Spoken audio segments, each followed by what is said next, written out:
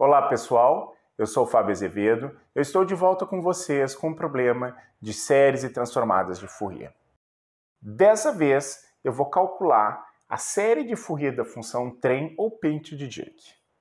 Essa função que eu estou chamando de f de t, ou pelo seu símbolo mais usual, delta de t grande aqui é um período, é uma constante positiva. É definido como somatório de menos infinito a mais infinito, de delta de t menos kt. Então, t grande é o período, k é o índice do somatório. Delta é o delta de Dirac. O esboço dessa função está aqui embaixo. A gente vê o Dirac em k igual a 0 aqui. Depois, em k igual a 1, vai ser em t igual ao período. Depois, k igual a 2, t igual a 2 período. E assim por diante, indo ao infinito. Depois nós temos para menos infinito k igual a menos 1, k igual a menos 2, menos 3 e assim por diante. Trata-se de uma função periódica para cada instante múltiplo do período há um Dirac de amplitude 1. Então são todos de amplitude 1. Essa função vai ter uma aplicação muito importante na discretização de sinais, que é um passo da transformação do sinal analógico para o digital. Eu vou fazer um próximo vídeo sobre isso, mas nesse eu vou me concentrar nessa função. Então vou apagar o quadro e a gente vai começar o cálculo dessa representação. Então, os coeficientes Cn vão ser calculados pela fórmula usual. Então, Cn é 1 sobre o período integral no intervalo de comprimento período de f de t n menos i ômega nt, onde ômega n são os múltiplos de 2π sobre o período. No intervalo de menos metade do período até mais metade do período, que é esse intervalo aqui, a f de t é só esse Dirac. Então eu posso substituir essa função aqui pelo Dirac de t. Isso simplifica bastante, porque pela propriedade da filtragem, a integral do Dirac vezes uma função é o valor da função avaliada em t igual a 0. E na menos i ômega n vezes 0, e na 0 é 1. Então, todos os coeficientes Cn são iguais a 1 dividido pelo período, constantes. Eu vou escrever então a representação, vamos ver o que está acontecendo. Então, o meu trem de pulsos vai ser o somatório dos coeficientes vezes e na i ômega nt. Os coeficientes são todos 1 sobre t, então eu posso deixar em evidência do lado de fora. Então eu tenho essa representação aqui. Interessante, né? Vamos tentar então entender um pouco melhor isso aqui. Então, o primeiro experimento mental que eu vou propor para vocês é a gente truncar essa série para entender melhor o que está acontecendo.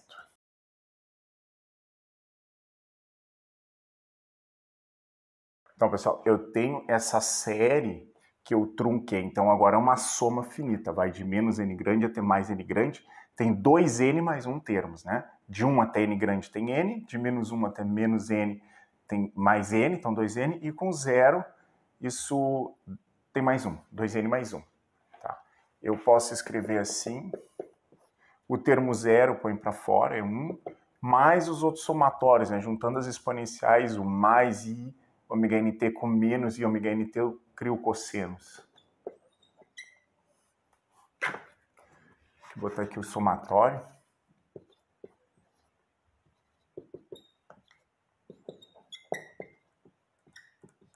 Que eu já ia esquecendo o somatório. Então, 1 mais 2 vezes o somatório dos cossenos. Né?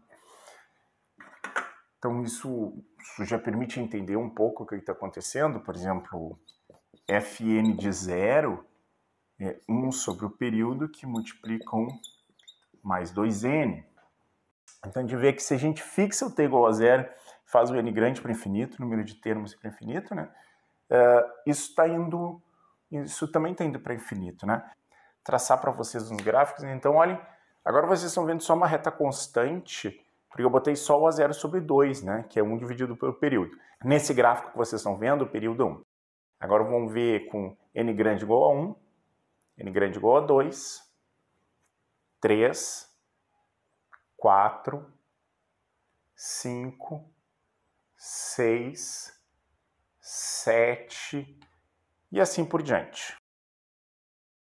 Agora que vocês viram aqueles gráficos e entenderam o comportamento em t igual a 0, que é igual em todos os múltiplos do período, porque a função é periódica, vamos olhar uma outra expressão que nos ajuda a entender o comportamento nos outros pontos. Então, esse somatório aqui pode ser escrito de forma mais compacta nessa razão de senos. Tem um seno no denominador, então essa expressão não é válida quando esse seno é zero. Esse seno é zero quando a gente está nos múltiplos do período. Então, por exemplo, t igual a 0. Para os outros pontos, a gente vai usar essa expressão. Para encontrar essa expressão, a gente vai fazer um rápido desenvolvimento. A primeira coisa a observar é que a gente pode chamar x de i 2πt sobre o período. Então, é o ômega n com n igual a 1 que aparece aqui. Portanto, o i ômega nt é igual a x na n.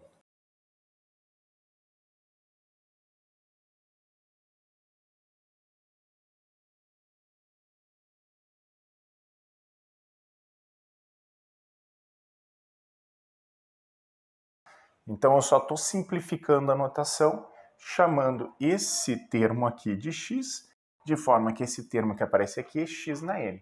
Então, eu vou apagar e a gente vai ver que isso aqui fica trocado por x na n e a gente tem uma progressão geométrica. Vamos lá. Então, isso daqui, eu vou usar a fórmula da soma dos termos de uma progressão geométrica.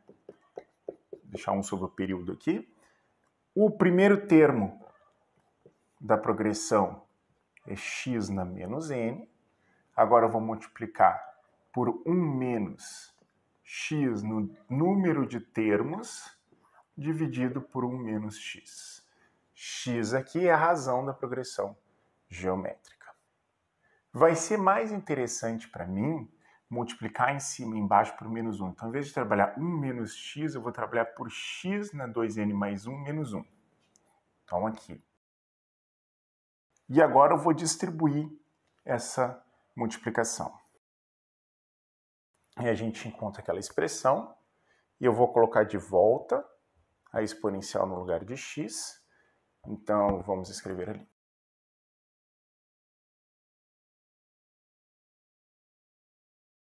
E eu encontro essa expressão de tem x na n mais 1, aqui aparece n mais 1, menos n, aqui aparece menos n, aqui é só x, então é só e na i 2πt sobre o período, tudo menos 1. Vocês devem estar percebendo uma certa assimetria, que talvez esteja incomodando alguns, porque aqui tem n mais 1, aqui tem n. Eu já vou resolver essa assimetria multiplicando em cima e embaixo por um termo que distribui esses expoentes. Eu vou escrever aqui em preto e depois a gente passa para cima.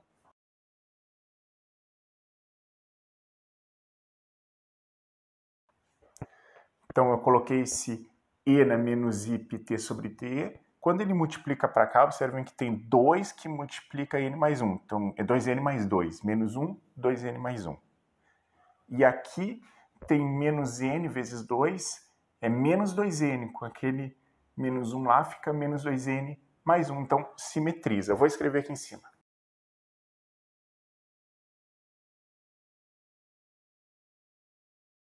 Então, depois de feita essa multiplicação em cima e embaixo, a gente encontra essa expressão.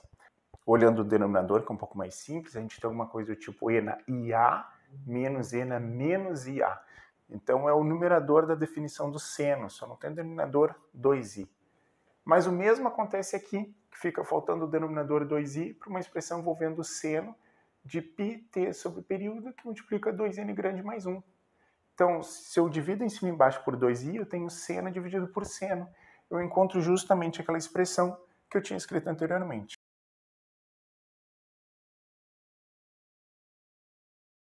Eis essa expressão. Tá? Agora eu vou explorar uma propriedade dela. Eu vou calcular o módulo de fn de t. Então, o período é positivo, então sobre t, o módulo é o próprio 1 sobre t. O seno aqui em cima oscila entre menos 1 e 1. Então, o módulo é menor ou igual que 1. Então, vou escrever aqui menor ou igual 1. Embaixo, eu vou botar o módulo do seno. Observem agora que essa expressão não depende do n, só depende do t. Então, isso cria uma envoltória para aquela família de curvas que se aproxima do Dirac. Então, vamos olhar os gráficos de novo. Olhem para n igual a 1, n igual a 2, n igual a 3, n igual a 4, n igual a 5, n igual a 6, n igual a 7, e aí por diante. Observem que ele respeita aquela envoltória dada por essa estimativa que a gente acabou de fazer. Bom, pessoal, espero que isso tenha ajudado a entender o comportamento de uma função, que na verdade nem é uma função generalizada, quando a gente estuda do ponto de vista um pouco mais avançado, mas aqui a gente pode ter uma boa ideia de como se comporta essa sequência que se aproxima, em determinado sentido, do pente de Dirac. Espero que tenha ajudado. Muito obrigado pela atenção. Até a próxima.